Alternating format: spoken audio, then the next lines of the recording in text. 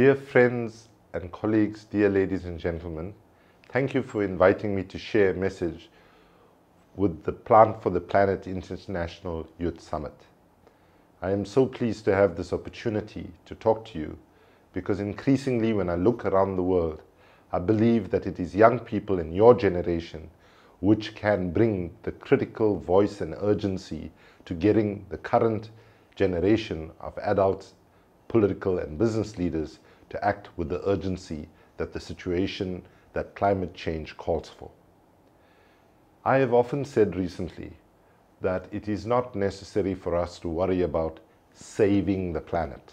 Actually, the planet itself does not need saving, because if humanity continues on the pathway that we are on and we warm the planet to the point that humanity cannot exist here, actually the planet will still be here.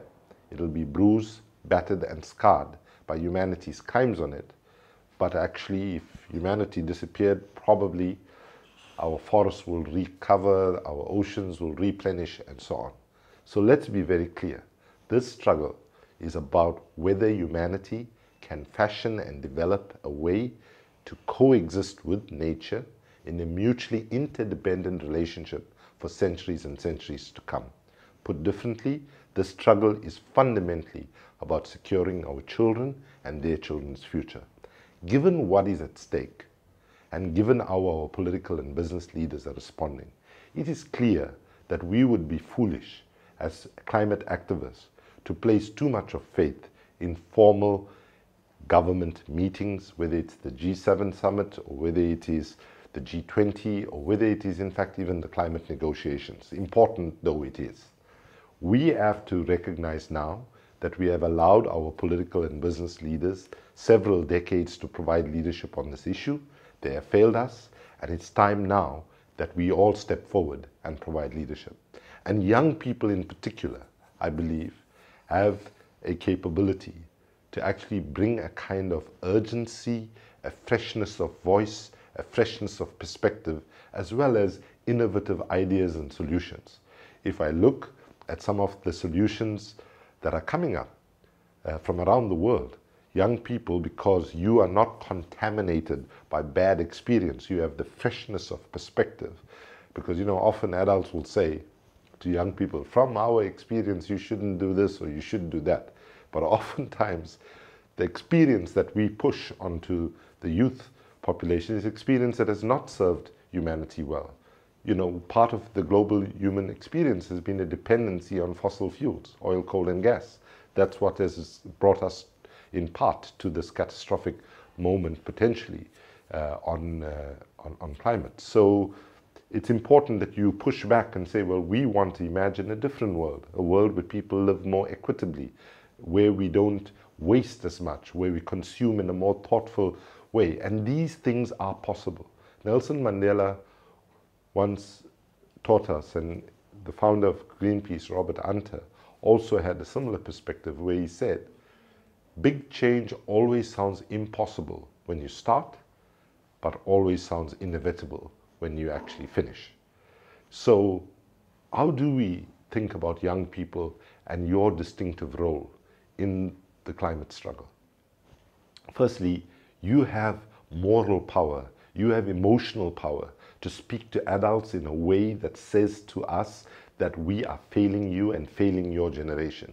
You have to make it very clear that any fresh investment in oil, coal and gas or any other greenhouse gas is in fact an investment in the death and destruction of your children and their children.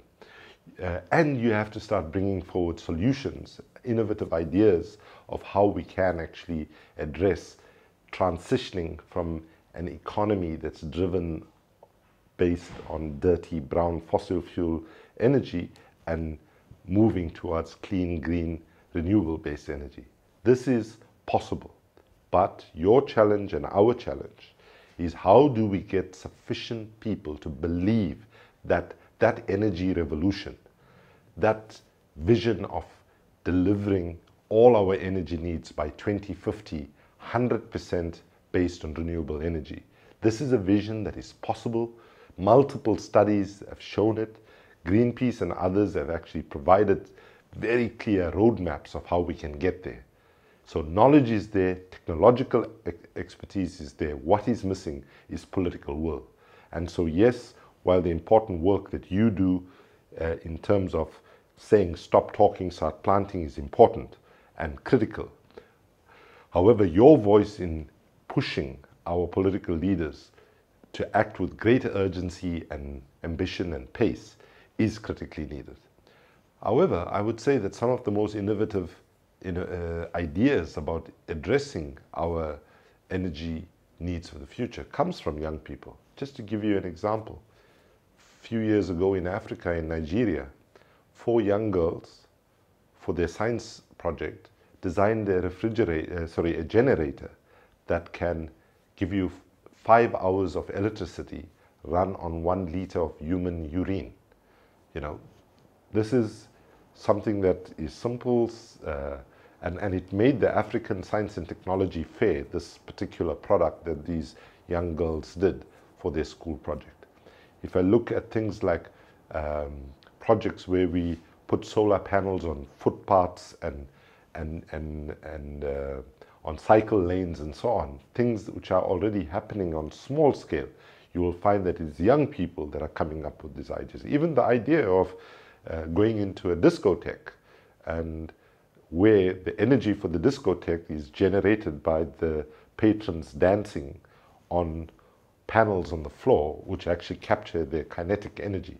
All of these things have been coming from young people. We need more of these. We need to be able to convince our leaders to take some of these projects to scale. And you have the ability to think out of the box.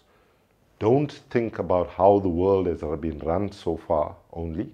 We need to think about critiquing that, but then look beyond, of imagining a very, very different way of doing that. And I believe it is only young people that can do that.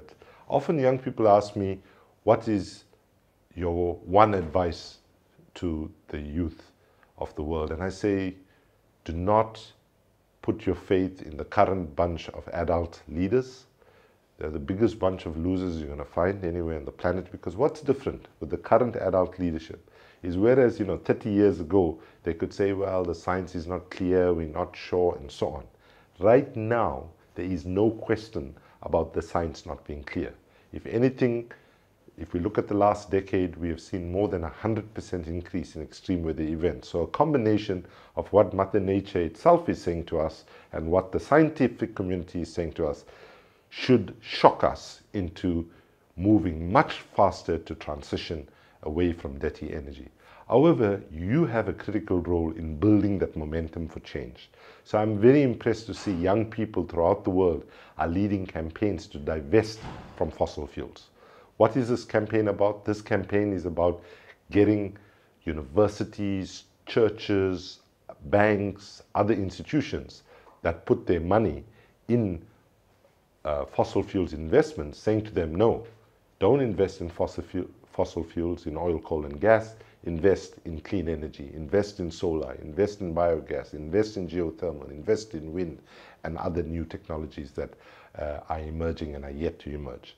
You can bring a very important voice of saying in the divestment movement, as young people, do not invest against our future and investing in fossil fuels. Now that we know that fossil fuels spell death for future generations as well as current generations, it's critically important that you throw your weight behind that campaign. Also, while on the one hand, when we think about Paris and the climate negotiations at the end of the year, we are not wanting to make the same mistake that we've made previously, where we say, oh, we have to get Paris to deliver, and then when our politicians let us down, the movement gets immobilized, people are feeling very disheartened and so on. Yes, we're going to go to Paris in December to push our governments to deliver the most ambitious, the most fair, and the most binding climate agreements. We're going to do that. However, should our governments not deliver, we're not going to walk away from Paris defeated and broken. We will walk away with greater determination to continue the fight. So Paris is an important moment in the continuing fight for a world driven by 100% renewable energy. You have the capability as young people to lead that fight, not to follow it. You have the capability as young people to bring new ideas, not simply to be enslaved by the old ideas of the past.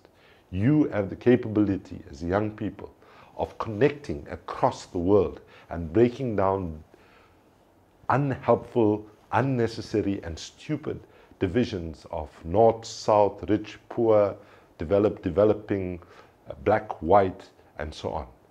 You have the ability to connect young people through social media and so on, where you transcend national boundaries, where you transcend man-made divisions and push people to unite in the biggest fight that humanity has ever faced.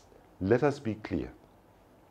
The struggle to avert catastrophic climate change is probably more important than all the other challenges and struggles that humanity has faced before combined. Because this is about the fundamental question of survival of humanity on this planet. And for that reason, you should not feel any attempts to silence you. You should not feel intimidated by any attempts of people saying, well, young people shouldn't have so much of a voice. Because if you don't have a voice, as the adult leadership has shown so far, your interests are not going to be taken care of. I'd like to leave you with these words of Mahatma Gandhi. Gandhi once said, "We shall pass this world but once. Any good, therefore, that we can do, or any kindness we can show to our fellow human beings, let us do it now. Let us not neglect it or defer it, because we might never walk this way again." Thank you for your interest. Thank you for your knowledge. Thank you for your ideas. I wish you a wonderful International Youth Summit and look forward to exciting ideas that will come out of your summit that can help young people, not just who are attending the conference, but around the world, to become an active part to ensure that we avert catastrophic climate change and we build a more just, equitable, fair, and humane world so that future generations can continue to prosper. Thank you very much.